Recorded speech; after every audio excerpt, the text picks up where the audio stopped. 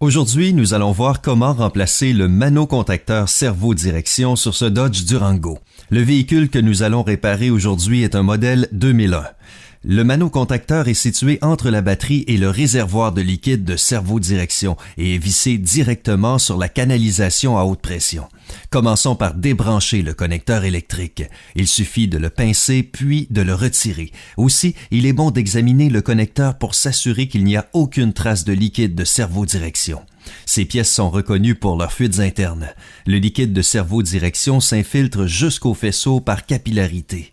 J'ai déjà vu des fuites si importantes que le liquide de servo-direction imbibait complètement le faisceau de fil et qu'il coulait par les sondes d'oxygène arrière. On veut donc s'assurer que le faisceau de fil de ce véhicule n'est pas contaminé. Dans ce cas-ci, il semble qu'on arrive juste à temps pour empêcher le liquide de contaminer le faisceau. C'est une bonne chose. Ensuite, avec une clé à fourche de 18 mm, on immobilise la canalisation. On prend ensuite une clé à cliquet de 3/8 munie d'une douille profonde de 7/8 qu'on glisse sur le manocontacteur juste ici. On peut donc tenir la canalisation bien en place tandis qu'on desserre le manocontacteur avec la clé à cliquet.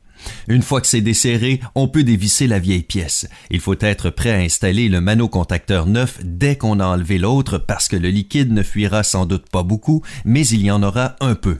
Bon, maintenant que c'est fait, on visse le manocontacteur neuf en place. Il est déjà muni d'un joint torique neuf, donc il suffit de l'installer. On place la clé à cliquet sur le manocontacteur, ensuite on immobilise la canalisation avec la clé, puis on serre le manocontacteur.